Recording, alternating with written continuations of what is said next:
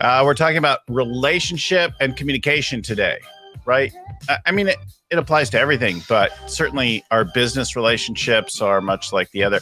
And communication is the core of it. We hear about communication problems all the time. I'm sure you have communication problems. You don't understand other people and they don't understand you. These are things that we hear about all the time. That's the subject of our conversation today.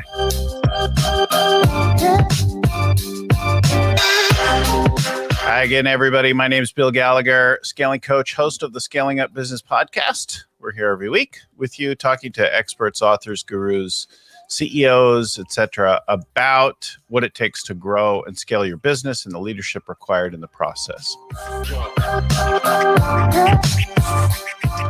You'll find our show and more at scalingcoach.com or wherever you get your online content. YouTube, Stitcher, Spotify, iTunes, I don't know, wherever, like all over, right? SoundCloud, I think we're there too.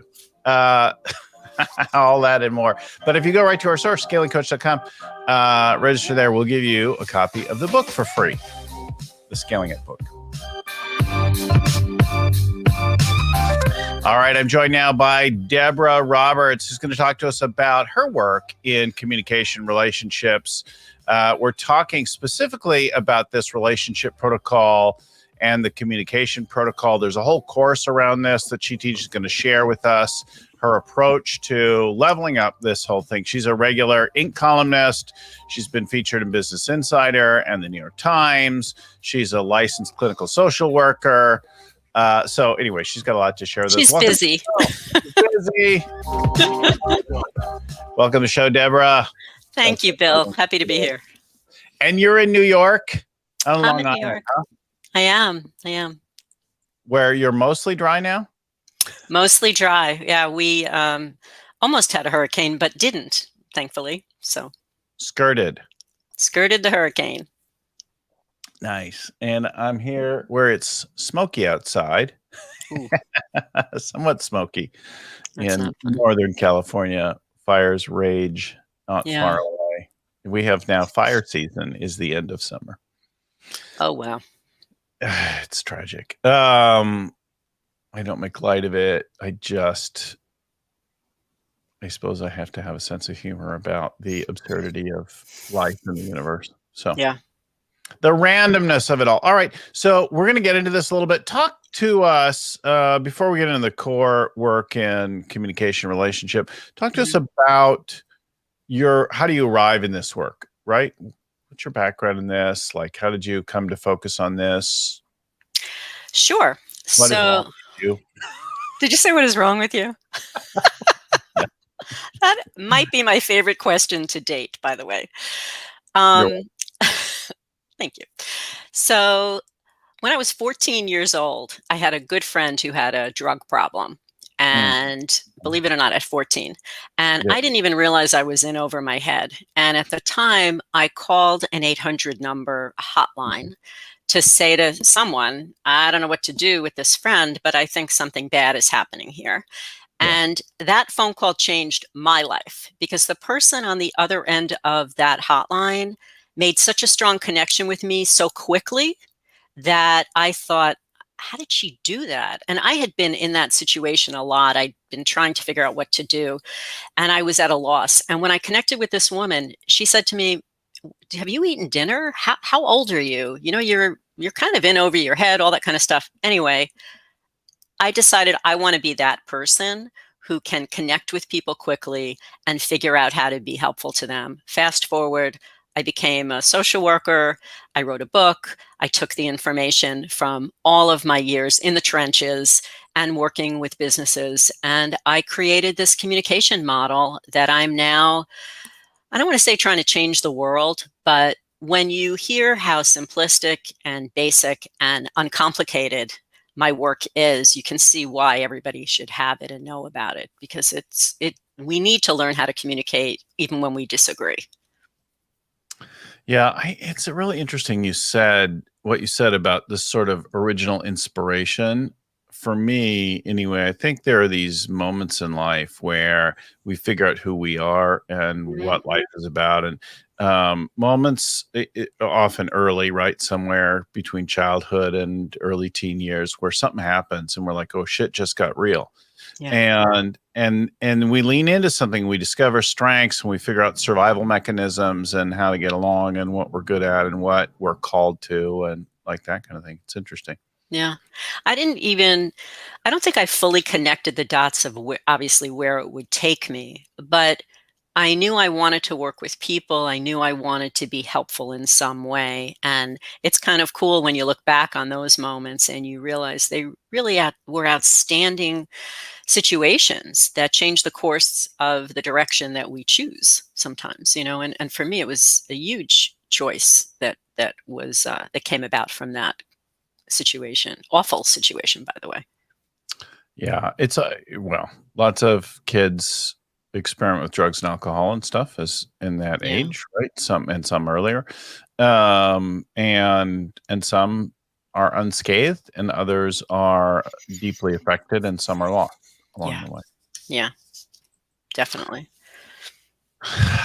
On that light note, I have happier things to talk about too, but we'll start there. oh, comedy and tragedy, like, right? It's all of it real. And so we were talking as we got ready to fire up the show about relationship and communication, right? We're relating, and though in my world, the way we relate is communication. Talk a little bit about, you were saying one's the course and the other, share with our listeners your work, a little bit of background in the work itself before we talk about the stories that illustrate it. Okay. Throughout my decades of working with relationships as a licensed clinical social worker, I'm also a trauma trained clinician. So I have a lot of experience understanding how trauma influences how we function. And I've also been a business consultant for decades. All of that combined led me to realize that communication shapes our relationships. It influences the quality of our lives. And I had a very simple approach that I'd been teaching for years, only to realize, in my mind, when things come naturally to you, you think everybody's doing it. And all of a sudden you realize that this is actually something I better do my due diligence about because people don't know this. And I started giving people tools, actionable tools, practical tools for initiating conversations, for building trust. And ultimately it became the relationship protocol model, which is, it teaches you what's required to have a good relationship, to communicate effectively, and it applies to business and to home personal use. And also these actionable, practical, everyday tools for how to have conversations, whether it's in the boardroom or sitting across from someone at the kitchen table. What I did was so my website is the Relationship Protocol. That's the name of my book. And that's when I give talks, that's what I'm primarily talking about. But I created an online course, 2 of them actually, one for individuals and for personal use, and one for the workplace. And that is called the Communication Protocol. And the Relationship Protocol is taught in a very concentrated way in there. So people really get to live the model and apply it to their circumstances and learn how to become more equipped and more effective communicators. Because don't you think we all should know how to communicate, and we don't learn it at home? Most parents didn't teach you or model it, and schools don't have these courses. So I figured I'd pick up the ball and run with it. And that's what I did. Well, I think a lot of entrepreneurs, myself included, have this internal battle. They have big ambitions. There's some ego drive to do something significant in the world. But then they also have to figure out how to work with other people, right? And you can't do anything big on your own. You just right? sneak that in there.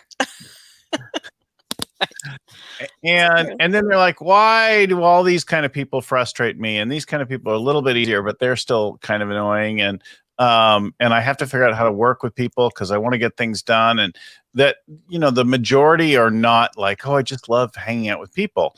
And there might be things that they want to do. And even the ones that are really outgoing and like being with people, as soon as they have to make something happen, then there's a tension, right? Like, okay, I love hanging out with people, but now I need them to do things and they're not doing what I want them to do and not behaving how I want them to behave. And, right. And every time we go back to this and we start to unpeel this, and I'm like, oh, well, I act this way, and these kind of people bug me. And then you start to look back, and it's like the same version of relationship all the way back to their mom, dad, siblings, Can couple be. of teachers, right? Like, I get it. It can be. I mean, and what happens is we get triggered by people who remind us of aspects, a tone, Oh, something yeah. that we don't like. Oh, But yes. even just in general, most people are conflict avoidant, or they just lash out to get rid of it. And, who cares? It's usually one extreme or the other. Very few people are confident approaching a situation that doesn't feel good for them or that they know might not end well. They don't Yeah. know how to approach. I'm all super confident until reality starts to happen. And then I'm like, oh, this isn't turning out. Yeah. Now what do I do? It's People are true. not doing what I want them to do. All right, so let's share some of the stories and that kind of thing. One of the stories you shared with us is about a franchise owner, and so to bring that to life for us. Sure. So one of the concepts that I teach and I talk a lot about is commitment and the importance of showing up in a committed way. And when you have both feet in and when you care about yourself, the company, the reputation, something bigger than just, my needs and what's going on for me, that people respond to that. They feel more secure, they feel better. Well, one gentleman that I've worked with who took the course came away with this amazing feeling and recognition that he himself had not been, even though he was highly successful, that he himself wasn't showing up in a committed way, that he wasn't communicating, he wasn't open, he wasn't transparent, and he wasn't telling his employees how valuable they were to him. He felt it, he thought it, but he didn't ever say it. And through conversations and understanding that, after he finished the course, he set up a meeting with all of the owners and the employees, everybody that had anything to do from soup to nuts with his organization, a huge meeting.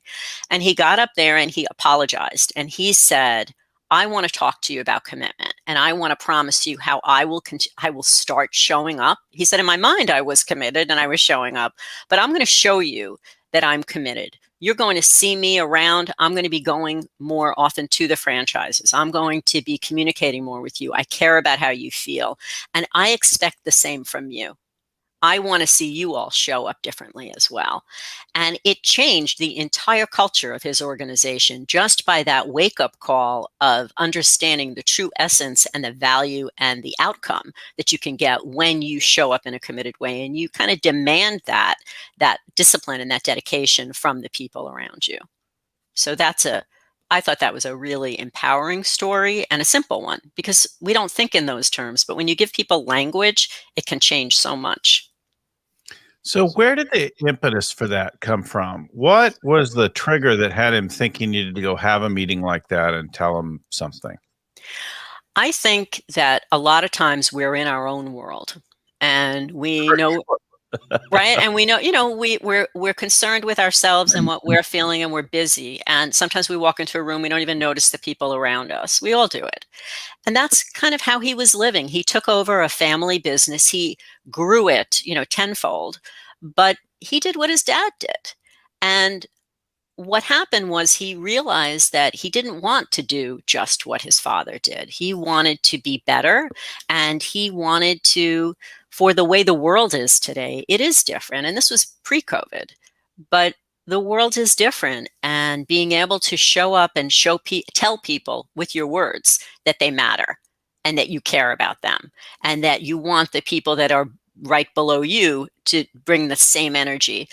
He got energized by realizing the impact of his own behavior and perhaps the not damage, but unhelpful way that he had been approaching his business and the opportunity. A lot of what I teach are simple things like a simple mindset shift, which is what this was. It wasn't a big deal. It was, hey, do you know what this means? No, let me tell you about it. And see if you institute this, the differences that can come. And so for me, I'm almost like on this mission. It's become a mission when you start to realize the lack of information that's out there and these simple shifts that can make such a difference. Yeah, I get that. I think that in some cultures and in different times, we would say, "Well, I'll let my actions speak for me." And clearly, Hmm. your actions need to match your words, right? Yeah. And the Hmm. actions do speak volumes, Right. as they say. Right. But I think you're also speaking to the need to be pretty explicit about things now for Yeah. people to see. So here's what I'm committed to, right? I'm committed to this. This is what you can count on from me. And that ought Hmm. to match what you see in terms of my actions, and also what I consider to be expressive of that. So if I say I'm committed, that kind of thing, you can count on me to show up once a month at everything, or you can count on me to show up once a day. They're That's all they're all indicative of something. But if I say I'm committed and I'm going to show up, and in my mind once a month is cool, in your mind I need to see you every day. Like we have a problem, right? There's no. right. Well, that's where the communication comes in. But to your point, a lot of commitment is connected to trust. So my actions and my words do have to match. I can talk the talk, but if I'm not walking the walk, then you're not going to see me as committed. And once that happens, trust is broken. And once trust is broken, then it's about regaining trust, which always takes longer than the act that you broke it with. I mean, it always, then you have a whole other process. But I think that what's important here is knowing, to your point, really, is what is the definition of commitment for that person in that situation. Yeah. Yeah. The other thing I hear in there, I hear two other things, and I wonder how you deal with them. One of them is people go around acting in particular ways that are fairly unconscious, Hmm. and they don't really know. They haven't done the reflection to know, what am I actually committed to? There's what I say I am, what I think I'm committed to, and what I'm actually committed to. Yeah. Seems sometimes a mismatch. I think that's a really good point, too, because it's about self reflection and knowing how do I want to show up? What is important to me? How do I want to come across? And making conscious decisions about how to move forward in the world, not just moving and not paying attention to how other people are perceiving you, because sometimes that does influence what's important to us. You don't even realize it's important that people see you as committed until you're not committed. And then all of a sudden, all hell breaks loose, and you're like, "Oh crap! I didn't handle that very well." Well, we expect you to show up to meetings on time. That's a simple requirement that we have at this company, type of a thing. Oh, I didn't know. I thought, it wasn't important. Well, part of that is the company not communicating that. And part of it is I didn't think it was important. So I wasn't showing up. So a lot of it is taking a self-assessment and knowing what's important to your family. How does your family see you as showing up? It's the same thing in our relationships, personally and professionally. And for companies, it's knowing, what's the bottom line for them? How do they need me to show up so that I can fulfill my obligations and be seen as an asset to this company? Go team. So you're talking now. You spoke earlier about how I see the world, and you're talking now about how I show up. And we use a practice that I learned from a guy named Fernando Flores, to have leaders developing themselves, go get assessed by others. It's like a 360, but we actually Hmm. have people interview Hmm. and ask for some feedback.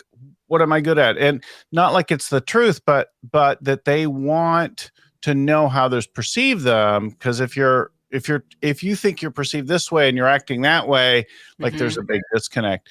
How do you deal with that, with people getting how they show up for others? I talk a lot about feedback because it's very important to be willing to know, first of all, to know how to give it, but also how to receive. That Hmm. feedback is a great way for us to learn about ourselves. You also see when you're giving feedback how someone handles stress, if they are about collaboration and self-reflection and growth. I love learning and getting feedback to make some tweaks and changes and show up even better next time. That's how you want all of your leaders in particular to be. The ones that are closed off, that are not comfortable with feedback, not interested in feedback, they're going to stay stuck in their hole, and they can do damage to a company because the growth mindset isn't there. The personal mindset for growth isn't there. And it has to be. And also, I think sometimes people hesitate to give feedback because they don't want to hurt someone's feelings, or they're too nice, or they just don't think it's important because they don't value it. 100%. I am really interested in the idea of feedback, but if I'm honest, I'd really like to just get a lot of praise. I'd Okay, like to me hear too. we're doing great. Well, Uh, I would recommend starting there. Let's start by telling you what you're doing great so then I engage you yeah, and then say, but I also want to talk about areas that we could improve. It's always good to start with the good stuff. yeah. So one of the other stories you talked about was a couple of business partners, and this is really common. I have this going on with teams all the time. I've got a couple teams this week dealing with partner issues. Hmm. Talk to us about your two business partners. What kind of So business was this? What stage were they at? Like, what was going on? this was actually a legal company. They were lawyers with a huge practice, but they ran it like they were CEOs because they knew that that's really the appropriate way to run a business. And but quite frankly, these two personalities could be in any situation. It could be as I said before, like in a marriage, it could be coworkers, could be any two people that have a differing approach for how to handle a situation. In this case, it was two people who were very different. One was strategic and planning and rigid and needed structure and, let's plan for this. And then when we turn the corner, we have a plan for when the corner turns. And then after the corner turns, we have another plan. So we would be like A, B, C, D kind of thing. Whereas the other person was more of a risk taker and more flexible and more open. And he could plan, but he had more, let's look and see what's going on. And he had more risk tolerance. And in the beginning, it was great because, they were like these two entities that could really go together nicely. But over time, as it's like anything, when problems develop, if you don't know how to resolve problems, things start to build and they started to separate. And by the time they came to see me and were recommended to talk to me for a consultation, it was because they could barely be in the room together. They have employees, they have clients, they have people that they have a responsibility to, and they were like, I'm not dealing with him. And that's who I met with. It was a very damaged relationship. They hadn't been talking for a while, and they were good friends when they started. So that was the circumstance to which I met them. Mm-hmm. Want to hear what happened? Yes. I want to keep you on the edge of your seat. So what happened was I started talking to them about how they were very self-focused. It was about how I felt, what you did to me, or how I feel about what you did. And what that means is, in terms that I use, they were turned away. So they were turned away from, like, they're looking this way and the relationship's that way. And so what happens is we're not paying attention. I don't really care about your feelings. I care more about my own feelings and your flaws and the problems that we have. I'm actually not interested in anyone else except what's going on for me in this moment.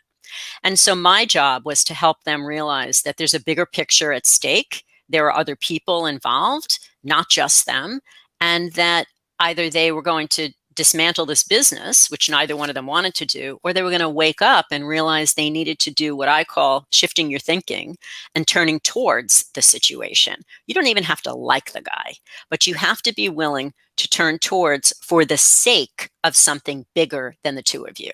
So for the sake of the company, for the sake of the employees, even like for the sake of your business, you handle this tough customer.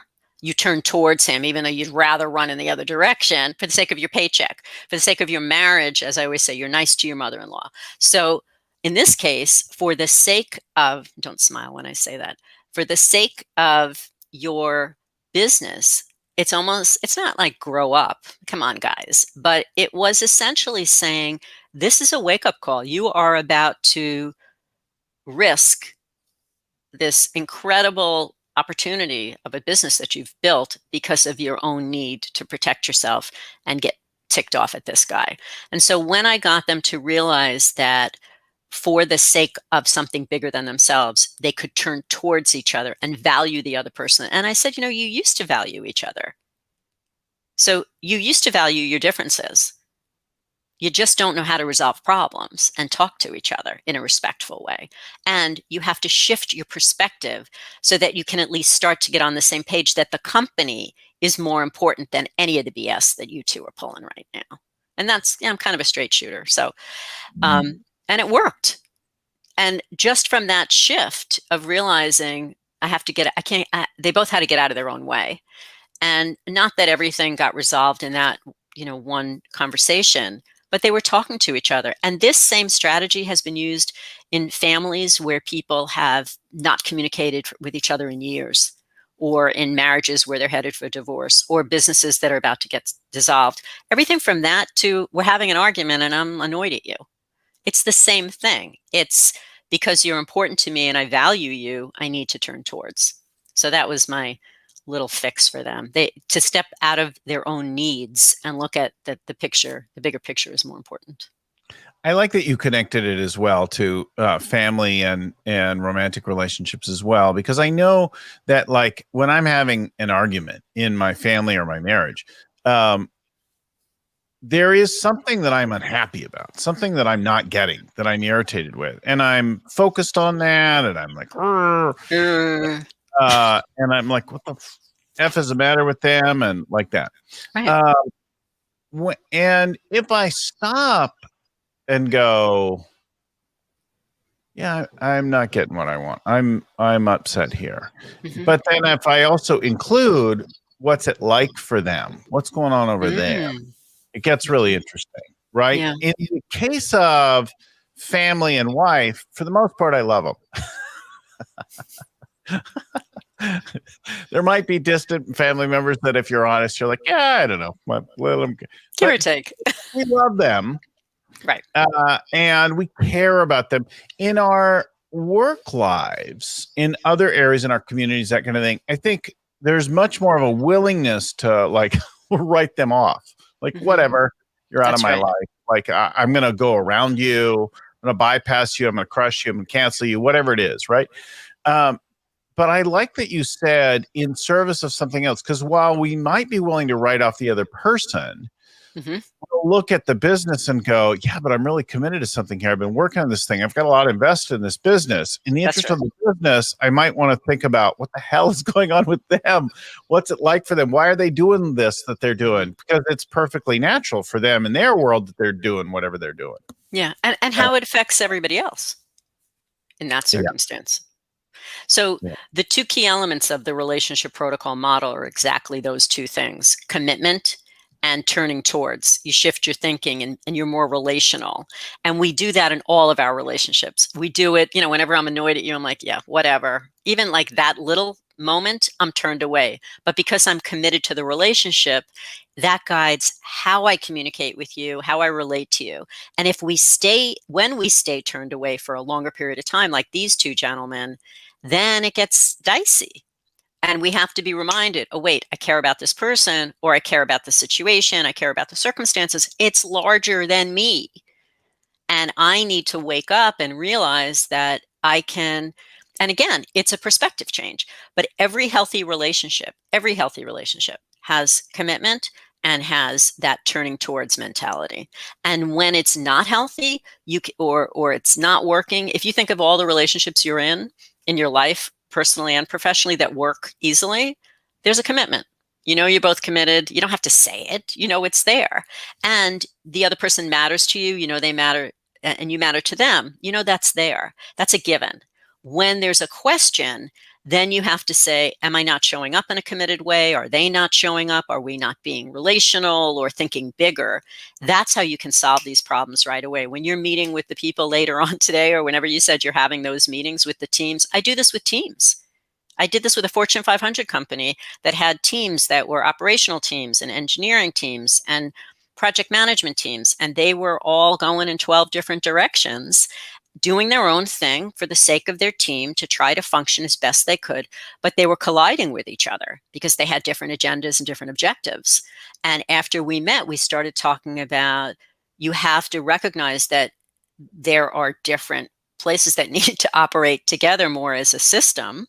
And also, you have to be able to recognize that they also want to do a good job for the company, just like you do, not at your expense. So another thing that I talk about is benefit of the doubt. Can you give the team leader of the production team the benefit of the doubt that he's not trying to mess with the operations team, but that in that moment he made that decision because it was best for him to do whatever he needed to do, and it happened to affect your team. If I don't feel that you did it to me on purpose, then I can approach you and say, hey, how can we work together more collaboratively, more cooperatively? But if I'm ticked that, well, if you're going to do that, then I'm going to do this, which is what happens a lot in business. We don't have that conversation. We make assumptions about other people's motives and the reasons of why they've done something, and we create this story in our head, and then we relate to them that way. But in general, if you can stop and have a conversation, give them the benefit of the doubt that maybe in that moment it felt like a good idea, and now they realize the impact of that decision, it's huge. Again, a small mindset shift. Give people the benefit of the doubt that they're doing the best they can, they're trying their hardest, and maybe it messed you up. Maybe it wasn't intentional. What a concept. So I was working with a leadership team last week, and we were looking at their Gallup Clifton strengths things. And one of the guys was like, hey, how come empathy is really low for me? And he's like, I'm like, yeah, it's low for me too. And he's like, what does that mean? But I really care how people think. And I said to him, yeah, me too. I care how people feel and what's going on, but I don't naturally notice it. I don't automatically and consciously pay attention to it. When I do turn towards them, as you said, when I do think about what's it like over there for Debra, why is she doing like this? Why is this? What's going on with her? And I think about that. I search for what it is that might be important to you. I inquire. I think about that. It's powerful, and I have great insights, and and our relationship gets better. But it doesn't. I think some people, they naturally tell, oh, she's upset right now. Like they read it, they feel it automatically, unconsciously. Lots of us have to think about it, be and work at it. Work at it. And that doesn't mean you'll ever get where it's automatic, but it's useful to engage that, right? It totally is. And even what you're saying, the fact that you're aware of how you function and how you show up and where you might not be as strong in certain areas as others, and that you know what works to turn it around, that's super helpful. Right?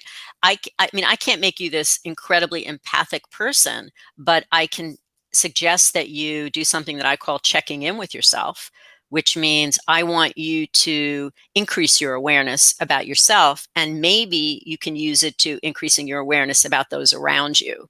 How what's going on with everybody around me? Can I do sort of this inventory, and am I missing something? If it's important to you, if you're in a circumstance where you might be missing something in it and the impact could be great, it might be worth it to do it. But I like what you said. You know yourself, you know where you're strong, and you know that sometimes you might miss something. A great thing to do is to put that out there and to say to people, you know what I mean? All the time I'm missing something. But I would say, you know what? I wrote an article for Inc. about a colleague who I adore, Mandy Ellefson, and it's all about how you don't have to be perfect to be the best communicator. And she has certain difficulties communicating. She knows she does. It's just kind of inherent in how she communicates. And yet she puts that right out there. And she works with these huge corporations. And she says to them, listen, if I start to say something and I fumble, or if I miss something, please excuse that. Sometimes I can get caught up in my words. Now, she says that because she knows that really might happen, and she doesn't want them to look at her funny. If you know that, look, I might miss a clue here, so if I do, just come and tell me. I'm happy to get that feedback. You've now covered your back. So instead of them thinking, boy, this guy, he misses so much, you don't want to work with him. He misses all those cues. Instead, it's, hey, he was upfront. That's transparency. I love that. Yeah. So let's expand the thing. One of the other stories you shared was about teams, how the whole teams work together. You worked with a larger company and teams who weren't getting along, and talk about that. Sure. Yeah. Yeah. Well, the one that I was referring to is the one that I mentioned a moment ago, where you can have a small company where you have a few different teams, or obviously a larger company, or you can even have the same interactions within team members. It's the same policy essentially going forward for how to handle it. It's a matter of understanding that the needs, again, the bigger picture is bigger than what's just happening within your unit and your department. So having a bigger view of what's important to us versus what's important to them, that we have different objectives, we have different timelines, we might have different budgets, and so we operate differently. And if you can figure out a way to work cooperatively, by knowing whether you have meetings with the leaders to figure out what are our timelines and where are we going to run into trouble, you have a very different conversation than if people are working independent of each other and making assumptions about what your needs are, and therefore I'm going to do this. And that's where everything clashes, and that's where everything falls apart. And the company in particular that I was talking about, I met with 200 people, and we ended up dividing them into teams, and we split up the teams so that people were on different teams met with others so they could hear firsthand the struggles and the constraints that they're under, the time constraints, the budgetary constraints. Some of them like to move slowly. They didn't really like change, whereas others were like, let's get this ball rolling and, roll it down the hill. But they had to hear that because we're doing research, we're not doing manufacturing, we have very different needs. And so opening up communication and understanding the benefit of the doubt that we are all in this together, we are a team, it makes people want to work together and want to be more cooperative. But when you just keep everybody in their silos and they don't interact with each other, and it comes from the top, it comes from the leadership, and it comes from the above, the big voice up at the top of how cooperative people are going to work with each other and how open they're going to be. But when you get companies that are more transparent and care about each other, we care about your team. We've slowed down things here so that you can finish what you need to do so that we all look good. There's nothing wrong with that when there's a trust that gets built and relationships and connections. And that's one of the things that I like to talk about too, that you can get quick, when you know how to communicate, you have better meetings, you can get quicker conflict resolution, you can create connections and communicate with ease. It changes everything. Yeah, I hear that. I hear so far a couple big things. I hear, you really started with the commitment piece of it, letting people know what what they can count on, what you're committed to, why, the nature of your interaction, where it's arising from, right? And the second thing that I hear is turning to the other person, like away from your inward reflection, your own head, and looking over at this other person. Where are they coming from? What's going on with them? Like that kind of thing. Right. Those are the big things. And then just now you were talking about the benefit of the doubt, like huge, right? Giving people a break instead of being so sure that you know why they did what they did, where they're coming from, that kind of thing. I think that's really useful too. I'll give you a great one. I do a 24-hour, I'll give it to your listeners, a 24-hour benefit of the doubt challenge.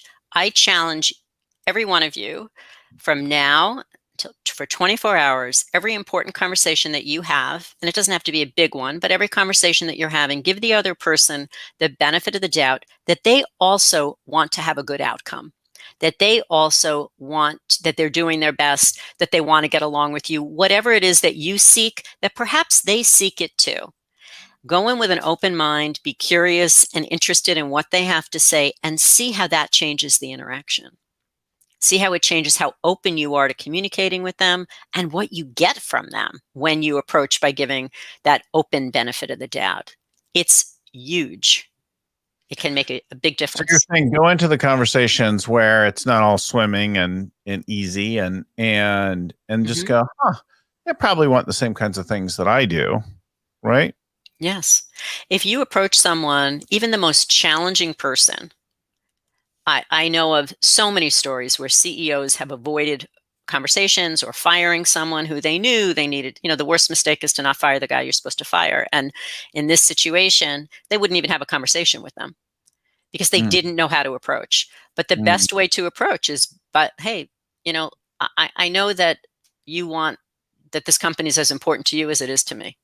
Start with joining with them, connecting with them, and giving them the benefit of the doubt that they don't either realize how they're coming across or maybe they're open to feedback. If they're not, once you start the conversation, then you can go in a little bit of a different direction. But start by almost like you're going on a first date and be curious and interested about what they're bringing rather than showing up with big assumptions. Because as soon as we do that, we close ourselves off. If I assume you're not going to respond well, yeah, I'm not going there. I found myself on the other side of that. Recently, I reacted in a way that somebody didn't expect, and they were completely triggered and livid and like just kind of started to explode.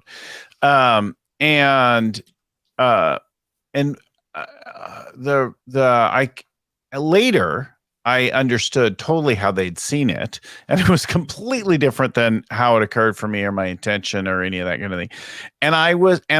They were as mystified and blindsided by the way that I reacted as the way that I was by the way they reacted to me. So I did something, reacted in a particular way. They like went crazy. Then I was like, wow, why are you going crazy? And like, one of us are like going off in different things. And after a little bit of explosion, I was able to say, wait a minute. Let's just unpack this. Mm-hmm. What Good. happened for you? Right. What did I do? What did you see? What did you think? And they shared all that. And I was like, oh my God, I'm sorry. I get that. Like, that's not my intention. That's not what I was thinking. That's not what that meant at all. Like, Right. what I saw, and here's what I was reacting, and here's what I meant by that. And here's the thing, and here's what I really think about all of this and those people. And there was still a great deal of like tension because we'd gotten like both kind of triggered up. So it was hard to like let it Take it down down. a little bit. But the view of the situation and why it had happened the way that it happened started to get altered really quickly with that whole thing. But it really was like a benefit of like, wow, what is going on? What did I do? Like how I was really curious. I was completely mystified. I was annoyed at having to deal with this. Yeah, I don't blame you. Like, what? Where did you go? Why do I have to deal with this now, right now? Anyway, Well, but I'll give you a little tip with that as well. What you did is perfect. When you're in the middle of something like that, where it's going haywire, the best thing to do is to stop the action and say, wait a minute, we need to stop doing this instead of continuing on the content because you're not going to get anywhere. Especially you're saying you're triggered. It's not even just disagreeing. Sometimes when you're triggered, it's even worse because then you're somewhat irrational. But in general, you can stop and just say, I think we're having a misfire. Like this is completely a misunderstanding.